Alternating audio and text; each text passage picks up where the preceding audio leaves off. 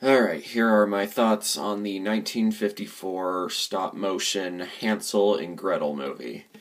This is the first animated movie from America that is not made by Disney or Fleischer Studios. It's a bit of a milestone in and of itself, but, this is... Yeah, of course it's based on the Hansel and Gretel fairy tale, but it's also based on this opera. I've actually kind of seen an adaptation of this opera before. In fact, it's the version of Hansel and Gretel that I've grown up with. So the version that I grew up with was made in 1987, I believe. It stars David Warner as Hansel and Gretel's father and Cloris Leachman as the witch. So yeah, this is I watched it not too long ago and thought it held up pretty well. Although I didn't realize before that it was based on a musical, but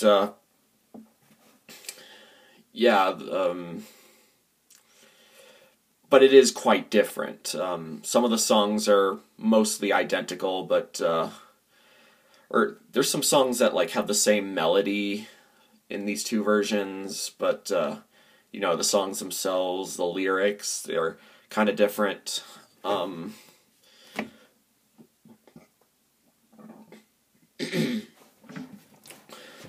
And yeah, I quite like the songs. I do think this version that I watched, they were a little overly abundant. I know it's based on an opera. I don't think I can ever sit through an opera. I think there's only so many, so much singing I can sit through.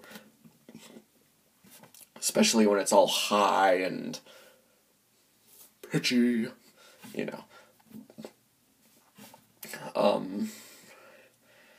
But yeah, the singing wasn't the best in my opinion.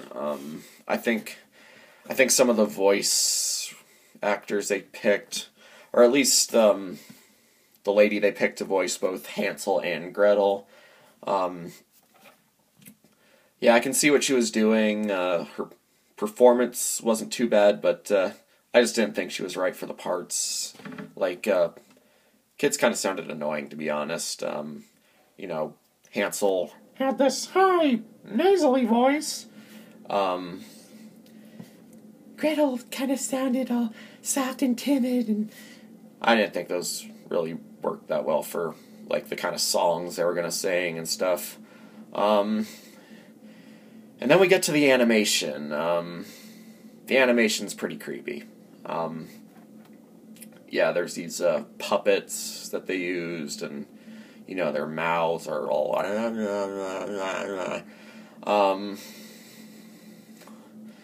guess it was impressive for the time it was made, but I think there's better stop motion out there.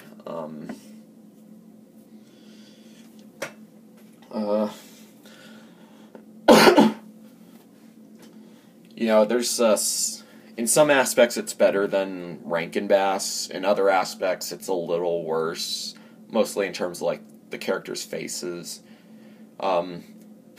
Honestly, the witch looked the least creepy, and she was meant to look creepy, obviously.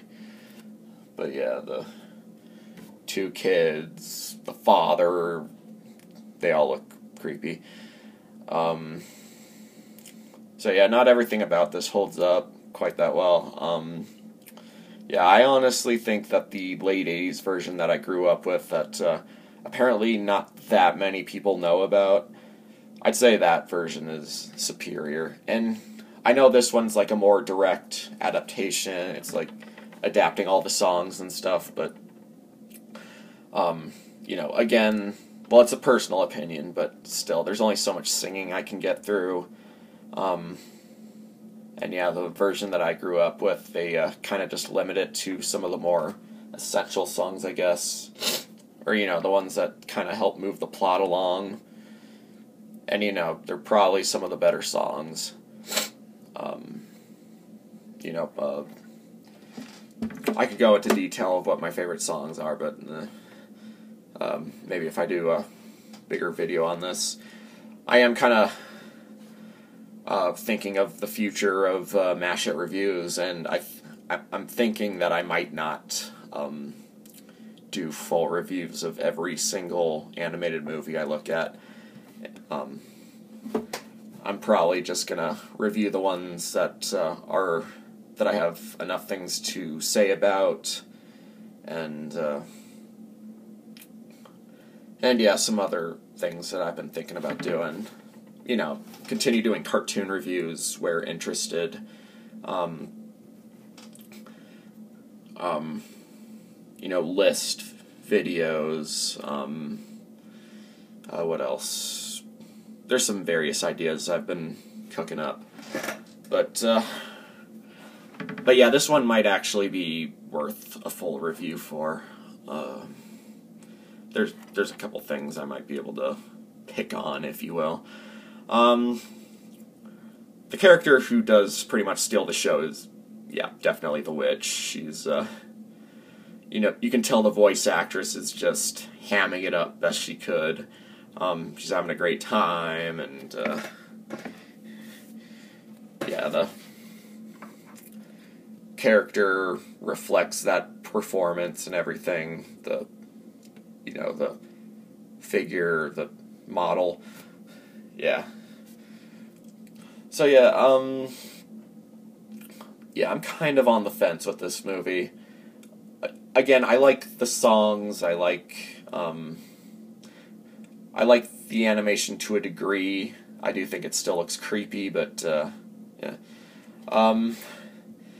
Also, there was a part near the beginning where, the dad kind of gives me, you know, one of those unintentional laugh moments. Like when the mother tells him where the kids are. I forget what the place is called, but, you know, he suddenly sings it out like, whoa! He sings the name of the place they're at. And, yeah, yeah, that part gave me a bit of a chuckle, as well as, like, his whole performance after that. And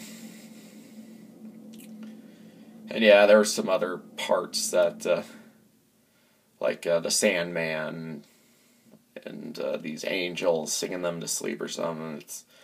Yeah, there's a lot of weird stuff, and it kind of pads out a lot longer. There's a lot of overly long moments. A lot of scenes that just drag on, and some pointless stuff. I guess I can understand that it's from the opera, and yeah, maybe on stage it works, but yeah, I just didn't think it worked that well here. I didn't hate this movie. It's, honestly, I wanted to like it, but, yeah, it's flawed, in my opinion. So, yeah, I'd probably give it a 6, I guess. I think that would be my rating. Not bad. If you think you can stomach some creepy stop-motion animation, feel free to check it out, but, I don't know. Honestly, if you want a good adaptation of the opera, I'd probably actually recommend the 87 version. Just look up Hansel and Gretel 1987 on YouTube and you'll most likely find it. Or just look it up somewhere and I'm sure you'll find it. I mean, it doesn't have as many of the songs. If you want more songs, then sure, you can check this version out. But, yeah, me personally, 87 version all the way. That was a big part of my childhood, and, yeah, and I still think it holds up pretty well. So, yeah, I guess that's all there is that I can think of for the moment. So, yeah, I'll just leave it at that. Mashit and Smash It signing off.